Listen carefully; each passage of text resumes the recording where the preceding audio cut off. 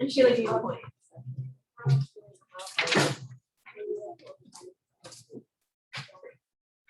Yeah. Oh, we talked about that.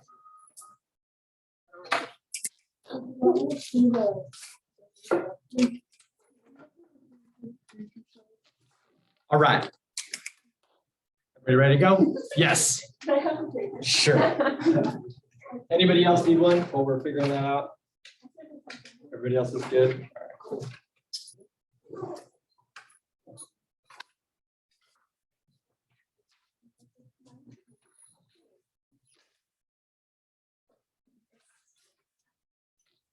Yeah, honestly. All right, cool.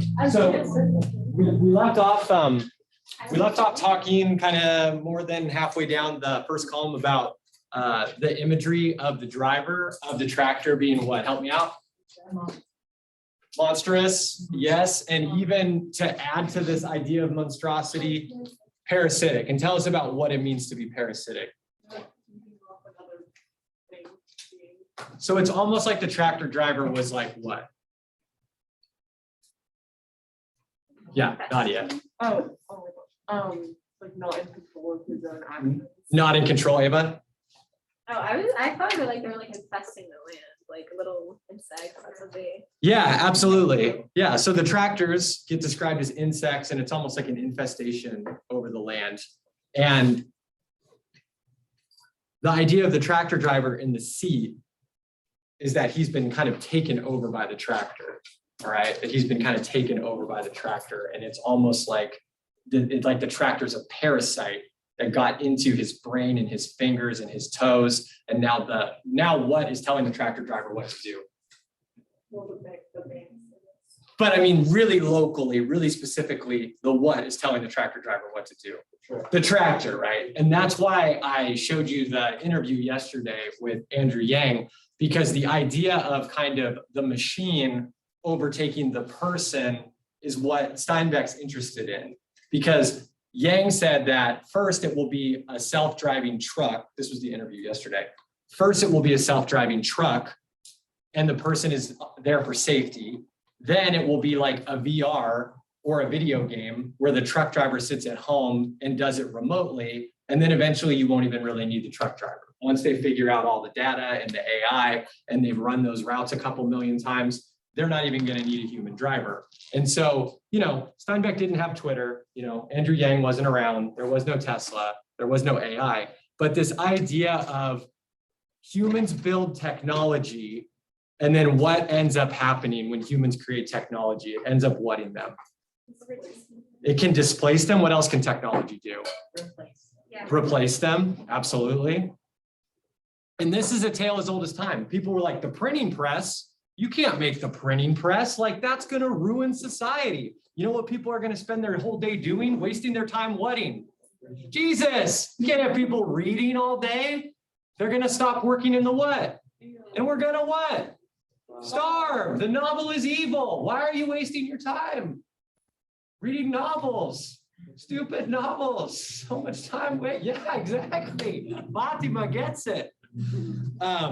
So it's a really cool word to know is a Luddite. I don't know. Well, you could write it down somewhere. But does anybody know what a Luddite is?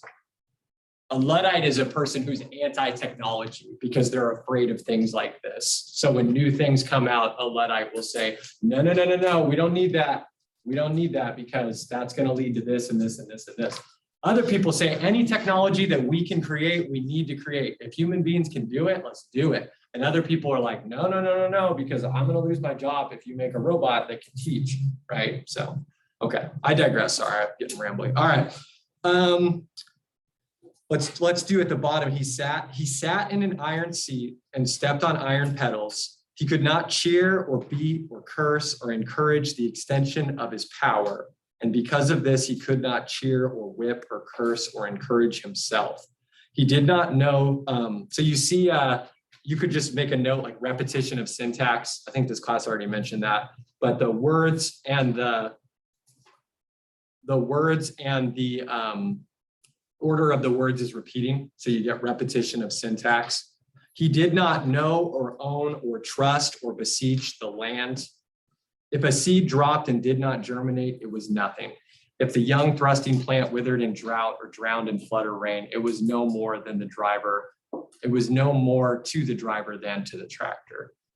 So you get this overwhelming sense that the tractor driver doesn't what? About the land, right? Just Steinbeck's really hitting you with this idea. And by contrast, who used to care about the land? The farmers that were there, right? So there's this contrast of the tenant farmers who, when things didn't grow, they would what? They'd cry and they'd be sad. And when things grew, they would what? They would be happy, you know? And there was this, I heard everybody talking about it out here, this immense connection with the land. And the condition of the land reflected the condition of the people. And now, we'll talk about the rape imagery in a second, but now it's just big iron machines just imposing on the land. And the machines don't care. And if the machine has infected the driver, then the driver doesn't care. You know, what is that, the associative property? Yeah. Geometry. Sure, let's go with that. Yeah, let's go with that. Woo! All right. So just this immense, overwhelming idea that like the driver just does not care about what he's doing on this tractor. He loved the land no more than the bank loved the land. He could admire the tractor, its machined surfaces, its surge of power, the roar of its detonating cylinders, but it was not his tractor. Behind the tractor rolled the shining disc, cutting the earth with blades, not plowing, but surgery, pushing the cut earth to the right, where the second row of discs cut it and pushed it to the left, slicing blades shining, polished by the cut earth. If you didn't circle what word you should, somebody help me out. Who knows what word? Hey, don't shout it out. Help me out. What word should definitely be circled? Don't shout. I know you know it. All right, fine. Tell us. Me? Yeah, you said I it. put surgery. Yeah, you need to circle surgery. And let's talk about all the associations that come with surgery. What comes to mind when you hear the word surgery? Sterile, so sterility. That's not something you want in the land. Dissecting, excellent. That's another word you could write down, dissecting, sterile. Huh? I think of death. Death, okay. A lot of death happens because of surgeries. Okay. Especially the way she's describing it as it's very violent, you know, with the imagery that comes on later on too. Excellent. Because it's so violent, a lot of the invasive surgeries, like heart surgery or brain surgery, it leads to death. So I think it's alluding. Yeah, surgery is violent. When you give someone surgery, you're wetting them open. Cutting. Yeah, you're cutting a person open. And like, we live in 2021 and we're all nonchalant about that. It's like, oh yeah, my grandpa got open heart surgery. It's like, they cut your grandpa's chest open. They pulled up in his rib cage and they did stuff to his heart and they sewed him back up. That is wild. That is, we live in 2021. And it's, oh yeah, open heart surgery, no big deal. So there's something inevitably violent about surgery because you're cutting open the body on purpose. And then also, I think it's basic, but it's worth mentioning. Surgery, thinking of like medical, obviously, and then like scientific. So there's these scientific, medical type associations with the idea of surgery. Usually, when we think about agriculture, we don't think about medicine, and we don't think about, I mean, maybe we think about science because you and I live in 2021, and there's a lot of science involved in agriculture. But back then, there wasn't, and that's what led to the Dust Bowl because of these farming practices where they weren't rotating the crops, and a lot of you wrote about that in your summer assignment, so you know that. Okay, behind the harrows, the long cedars, the 12 curved iron peonies erected in the foundry, orgasm set by gears, raping methodically, raping without passion. I mean, we all know what's going on there, this idea that the tractor is basically like taking the land against its will, and all of this kind of metallic, forceful imagery. The driver sat in his iron seat and he was proud of the straight lines he did not will, proud of the tractor he did not own or love, proud of the power he could not control. So you get the repetition of proud of. I would circle proud of, proud of, proud of. I want to say the repetition of a phrase in the beginning is anaphora. Let me make sure that's right before I look stupid. What's that? Am I correct? Okay, cool. So anaphora, that's a really good one to know. Anaphora is something you see a lot in speeches. So proud of, proud of, proud of. So anaphora. And when the crop grew and was harvested, no man had crumbled a hot clod in his fingers and let the earth sift past his fingertips. No man had touched the seed or lusted for growth. Men ate what they had not raised, had no connection with the bread. The land bore under iron, and under iron gradually died. For it was not loved or hated. It was no prayers or curses. So what's interesting, did anyone notice anything about that last part? For the land was not loved or hated. It had no prayers or curses. Did that stand out to anybody? What did it stand out to you for, Nadia?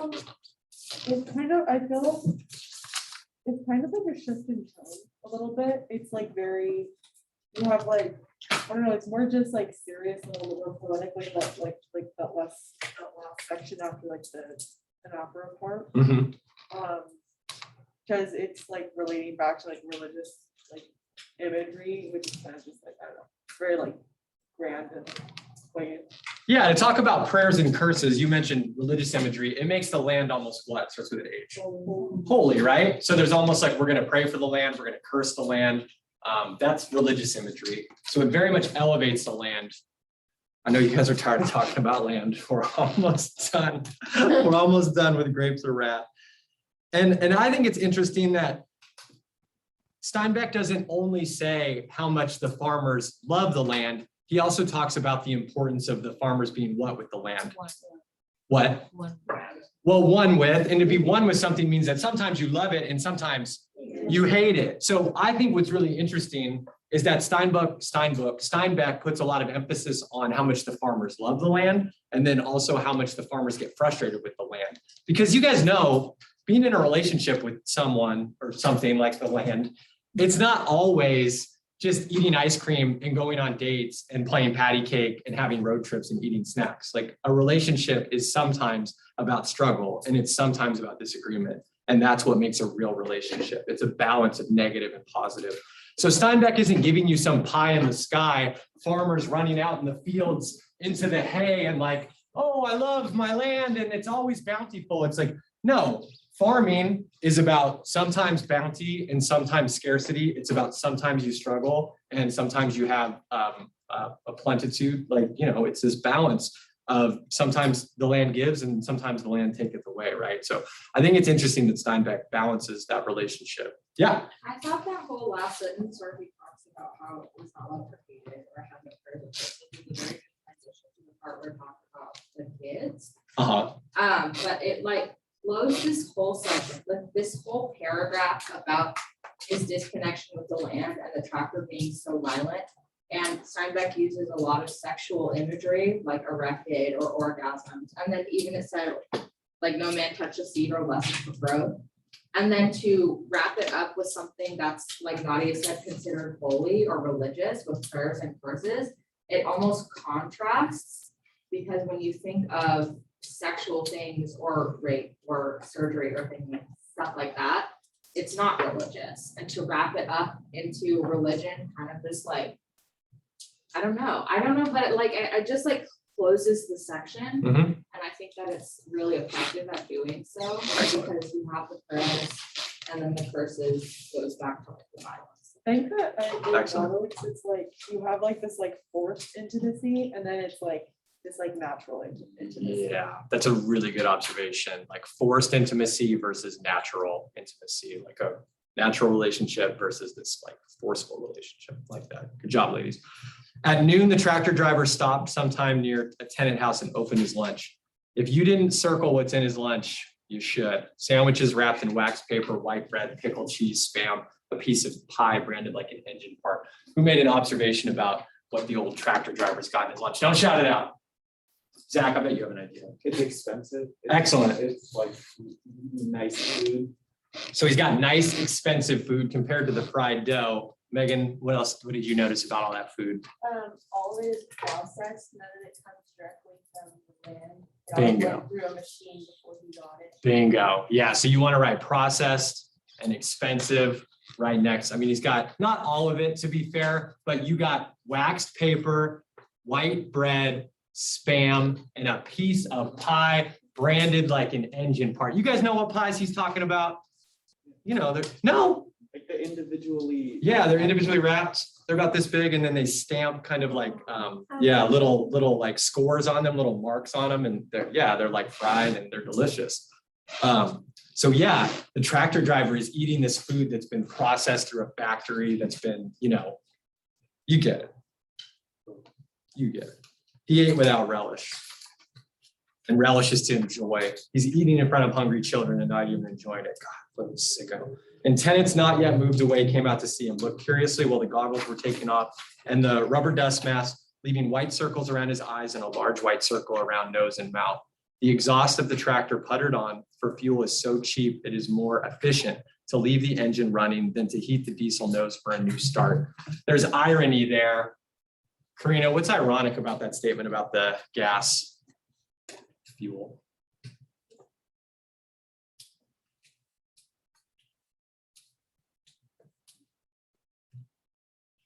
The image of running the tractor is whatful. It starts with a W. Don't shout it out. I know you don't shout it out. Wasteful. And that's ironic because the tractor is being wasteful in front of a group of what type of kids? What's that? Hungry, right? So you get this image of a tractor wasting fuel because it's cheaper to just run the tractor and waste the fuel than to reheat, however that works. I don't know exactly how that works. And you have a tractor just idling in front of hungry kids. So you have industry, demand, capitalism, just tractor just puttering away. And then you got kids that don't have enough to eat, just watching a tractor idle on their property. 1, 2, go ahead, Megan. And then that like image of the gas is it like carries on through the rest of the novel because the Jodes are always trying to save for gas. Like that's what they spend their last money on. All the time is gas. For sure. So you get the foreshadowing, you get the wasting of the gas in the beginning, and then you realize how precious it is to the Jodes throughout the novel. Did she steal your idea? I mean, I'm going to say something else. I thought of it like, I kind of see it as like, when I read it, I thought of like the people, like they just keep on going. And it says like, for a new start, like they keep on going and running instead of like restarting for a new start. I thought of like the Jodes, how like they keep on going until, I mean, they didn't like really reach their goal yet, but I mean, they keep on facing like battles and obstacles instead of like running away from it to like, you know, it's just like kind of what I thought of it. Excellent. Yeah. Very well said. All right. Children, curious children crowded close, alliteration. I don't know what that's worth. Students always find alliteration and I'm like, okay, what's the function of the alliteration? Like Dr. Seuss, I don't know, but it's worth mentioning. Curious children crowded close, ragged children who ate their fried dough as they watched hungrily the unwrapping of the sandwiches and their hunger sharp noses smelled the pickle, cheese, and Spam. They didn't speak to the driver. They watched. I want you to circle or box out the word watched because the word watched comes up a lot in the rest of this passage. They watched his hand as it carried food to his mouth. They did not watch him chewing. Their eyes followed the hand that held the sandwich. After a while, the tenant who could not leave the place came out and squatted in the shade beside the tractor. Why, you're Joe Davis's boy. Sure, the driver said. Well, what are you doing this kind of work for against your own people? $3 a day. I got damn sick of creeping for my dinner and not getting it. I got a wife and kids. We got to eat $3 a day and it comes every day. That's right, the tenant said, but for your $3 a day, 15 or 20 families can't eat at all. Nearly 100 people have to go out and wander on the roads for your $3 a day. Is that right? Pause. This isn't part of the close reading, but does anybody know how this portion about $3 a day kind of comes back around to the interview that we watched yesterday? Did anybody make any connections? It has to do with how work is changing, according to Andrew Yang. How work is changing. Yeah, you got a guess, Ava? I don't know if it's right, but it's like a salary, whereas before it was like you work and produce, and that depends on how much money you make. So like this is a solid, I'm getting this amount of money. So I feel like that relates to the interview we watched because they were getting like, I think everyone would get $1,000 is like set in stone. Okay, excellent. So maybe something in there about the universal basic income idea, Megan? I agree with Ava and like to add on, like the job or the labor market is like shifting to more specialized, higher paying jobs rather than low paying work. And you get fewer, Megan, of what type of jobs? Unskilled. unskilled jobs like what driving? truck drivers. And what do you get more and what do you get fewer of? What types of jobs? The specialized Which are things like what? technology. Technology, computer programmers, the people that build the robots. So the idea is we'll take 1,000 truck drivers off the road, but we'll pay 2 or 3 computer scientists and robotics designers $500,000 a year to build these trucks. So it's the exact same idea. It's taking a large amount of laborers that are not making a ton of money, but they're getting by. It's eliminating their jobs in order to create fewer high service jobs. So, I mean, you know, I just really think that interview, it's wild to hear people say stuff like that in 2019 when this literally happened. It like literally, not figuratively. What were you gonna say, Kylie? I was gonna say how. what's it going to say? I'm sorry. We could I should have do called on you. the same work with less people. Exactly. And not even is it only less people, it's people that have more skills. So the money in the economy starts to get funneled to a smaller group of people and only the people that have these skills, and the people that don't have the skills get left behind. So same idea. And the driver said, this is the bottom of the row, the column, and the driver said, can't think of that, got to think of my own kids. $3 a day and it comes every day. Times are changing, mister, don't you know? Can't make a living on the land unless you got 2, 5, 10,000 acres and a tractor.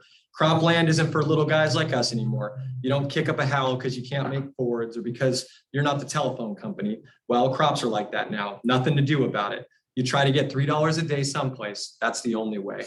Tenant pondered. Funny thing how it is. If a man owns a little property, that property is him. It's part of him and it's like him. If he owns the property only so he can walk on and handle it and be sad when it's not doing well and feel fine when the rain falls on it, that property is him. In some way, he's bigger because he owns it, even if he isn't successful, because he's big with his property. That is so.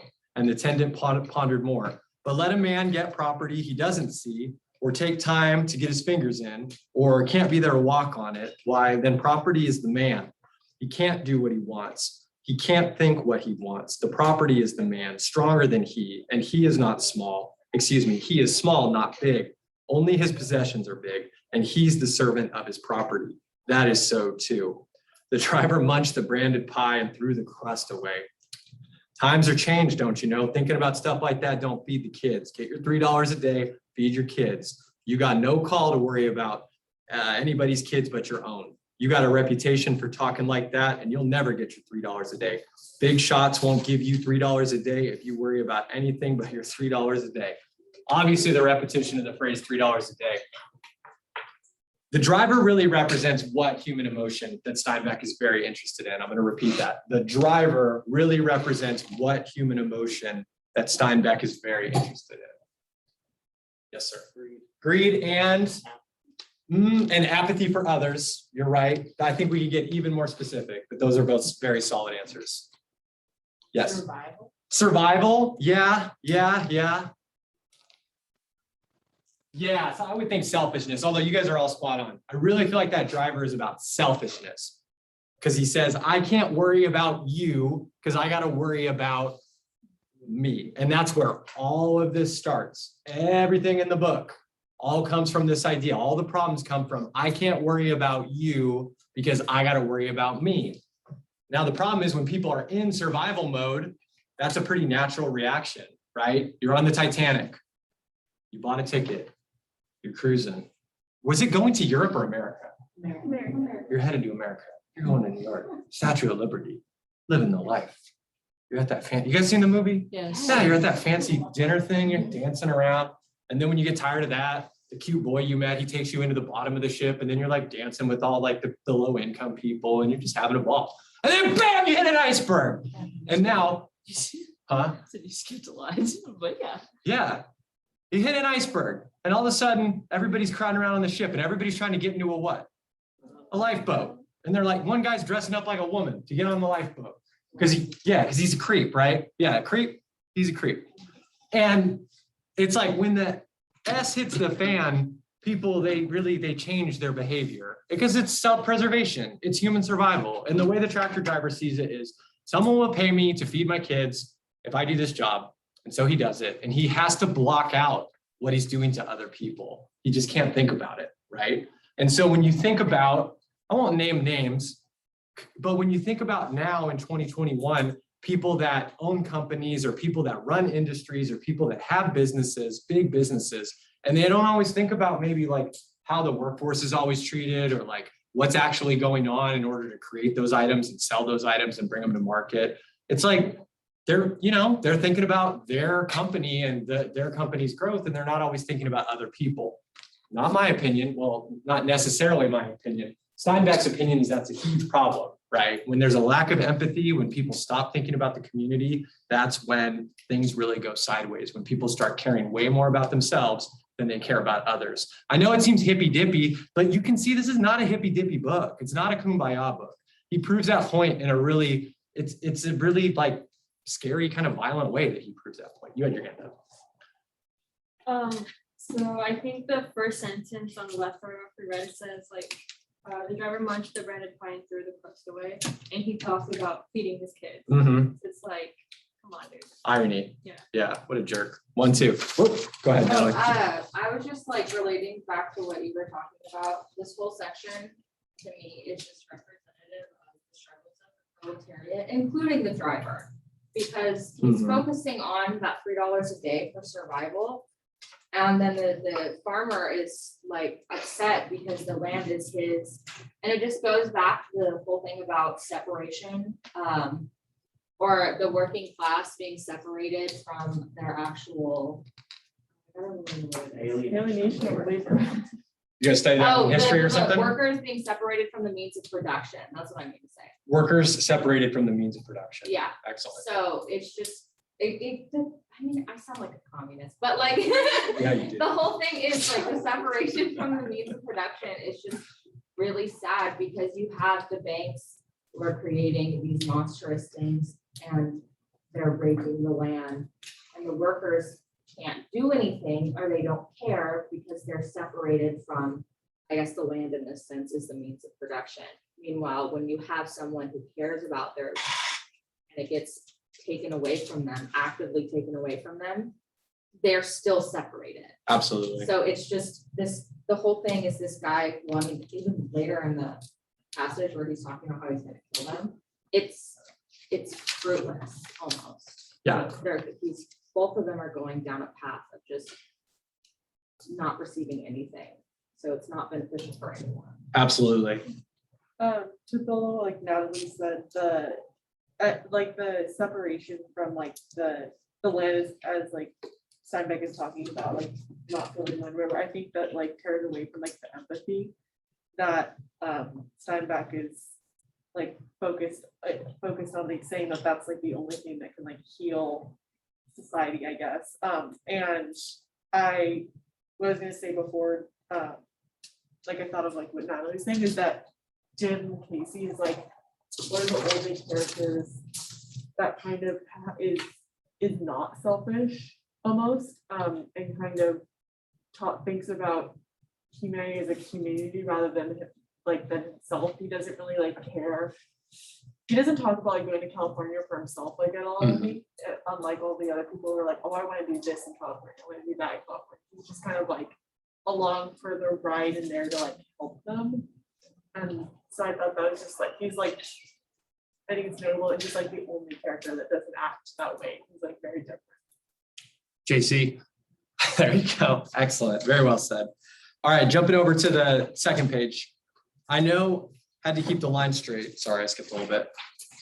But I'm going through the dooryard after dinner of the tenant farmer's house. Got to keep the line straight. And well, you know Joe Davis, my old man, so I'll tell you this. I got orders whenever there's a family not moved out. If I have an accident, get too close, cave in the house a little, well, I might got a couple of dollars. And my youngest kid never got no shoes yet. It's exactly what you were saying, Natalie, that they're all kind of getting pressure from the top to try to survive. I build it with my hands, straighten out nails to put the sheathing on. Rafters are wired to the stringers with baling wire. It's mine, I built it. You bump it down, I'll be in the window with a rifle. You even come too close and I'll pot you like a rabbit. It's not me. There's nothing I can do. I'll lose my job if I don't do it. And look, suppose you kill me, they'll just hang you. And long before you're hung, there'll be another guy on a tractor and he'll bump your house down. You're not killing the right guy. That's so? Tenant said. Who gave you orders? I'll go after him. He's the one to kill. You're wrong. He's got his orders from the bank. The bank told him, clear those people out or it's your job. Well, there's a president of the bank. There's a board of directors. I'll fill up a magazine with a rifle and go into the bank. The driver said, fellow was telling me the bank get orders from the east. The orders were make the land show profit or we'll close you up. But where does it stop? Who can I shoot? I don't aim to starve to death before I kill the man that's starving me. I don't know. Maybe there's nobody to shoot. Maybe the thing isn't men at all. Circle that. Whew. Maybe the thing isn't men at all. It's aliens. Clearly. Maybe like you said, the property's doing it. Anyway, I told you my orders. I got to figure, the tenant said. We all got to figure. There's some way to stop this. It's not like lightning or earthquakes. We've got a bad thing made by men. And by God, that's something we can change. Underline that, because that's a philosophical statement that you need to think about. We've got a bad thing made by men, and by God, there's something. Is everything made by man changeable by man? Because you would think the answer would be yes, right? But Kate's shaking her head no. We'll ask her why in a second. What did you want to say? Not yet. Oh, I was gonna say like this whole like idea of like him saying like, oh, well, it's not this place, not this place, or like synonymous with like Jim Casey's idea that sin is not personal, it's like communal. Bingo. And yeah, we'll get to that. That's what we're building to. Hey, what's something built by man that man can't stop? It's not really like a decorative thing, but maybe like industrial processes. Like Andrew name, like how we're in right now, like we can't really change it because there's 300 million people in the United States, like you can't just revert that.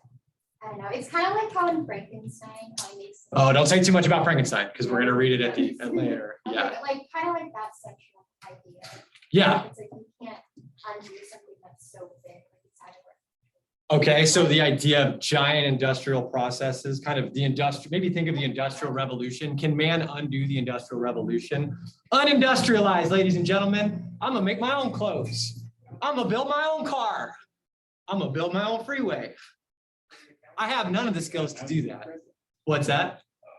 There was a guy that tried to do that. Now he's in prison. Oh, see, that's the man trying to keep you down. You try to build your own freeway, they put you in jail. Not fair. Yes. Yeah, well, like going off of what Kate said, something that's unchangeable no matter what.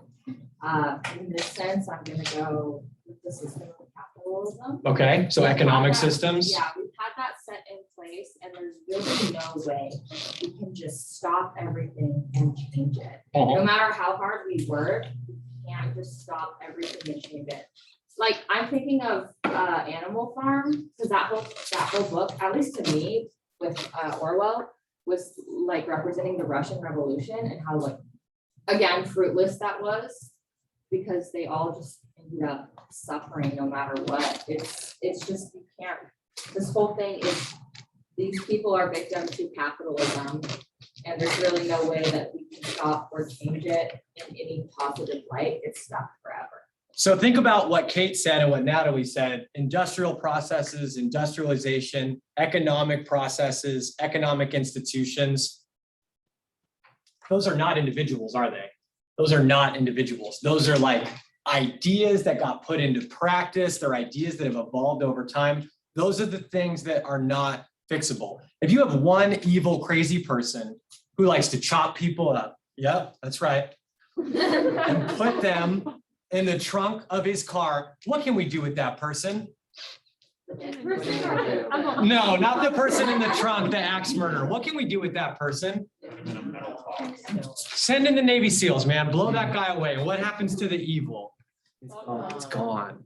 But if you have, and I'm not preaching any type of anti-capitalistic sermon or anti-industrialization. I'm just proving to you that when systems become corrupt, that when organizations become corrupt, fixing that evil, is that the same as just taking out the axe murderer? So different. And that's what Steinbeck's looking at. That's why Jim Casey is such an interesting figure, because he's looking at, you know, I feel bad about my sin as a man, and I use my power to bed these women, and I feel guilty. But when I really look out in the world, the sin that I see is this big sin that we can't change as people, which is so much more scary. Like one person being screwed up and trying to fix that one person is doable. But when a system becomes corrupt that has 200, 300, 400 people in it, 10,000 people in it, it just becomes a whole new game. And that's what Steinbeck was interested in. So let's back up just a little bit. I got ahead of myself. Let's track who the tenant farmer wants to kill. He wants to shoot the tractor driver, and then he wants to shoot what? The guy that pulled the tractor. So driver's boss, you guys should write this down too somewhere. It's like a flow chart. Who comes after driver's boss? President of the bank. No, yeah. Just, does he want to do the bank lobby first? Yeah, the banker and then the president. So bank lobby, or, okay, bankers. And then he wants to go to the board of directors, president. And then what does he want to do? The board. And then the east, so like what, like DC. And the east. Take a look at that list. Tractor driver, driver's boss, bankers, president of the bank, board of the bank, and then just the east. Those items are, don't shout it out, just think for a second. That list it becomes more and more what with each item. Don't shout it out. Don't shout it out.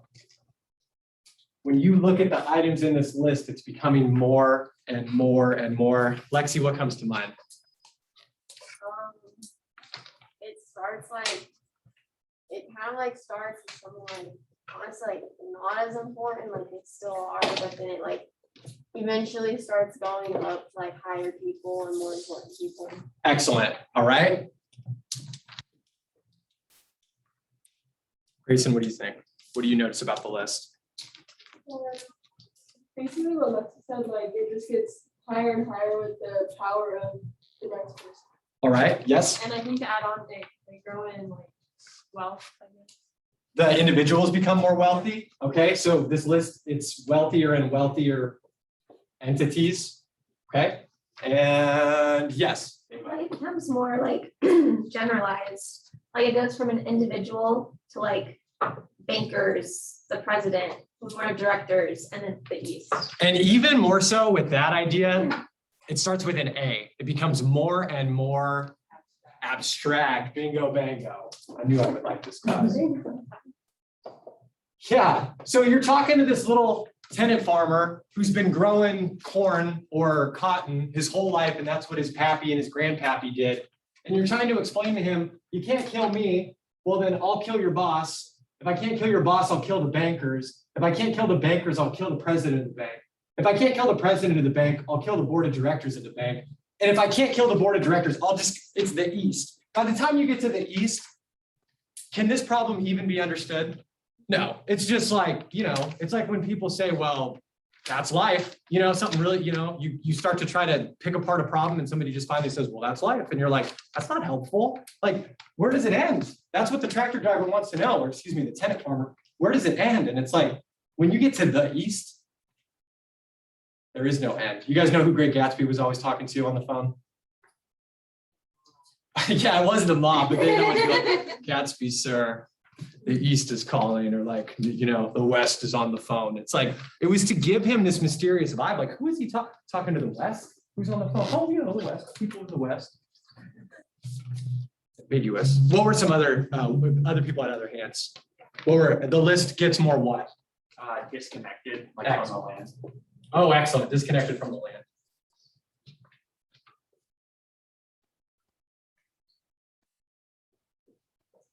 Yeah, you're absolutely right. Cool. Any others? There were two hands. Yeah. I said the list represents a social hierarchy. Okay. It increases in hierarchical status. Yes. I can't spell that, but I just put HEIR because I don't know how to spell it. I just scribble when I don't know how to spell. You guys know how that goes. The abstract idea becomes like less tangible. Like, Yes. Like one tangible person becomes this idea rather than like individual. Sorry, the list was supposed to be increases in, but I'm going to put decreases in tangibility. Okay, increases in intangibility. Look how that worked. That was perfect. Yeah, intangibility means to be able to touch, right? So you can touch a tractor driver, you can touch his boss, although I wouldn't recommend it. You can touch bankers and the president, but you can't really touch the board of the bank. You definitely can't touch the east, whatever that means. So, all right, I know we're almost out of time. Real quick.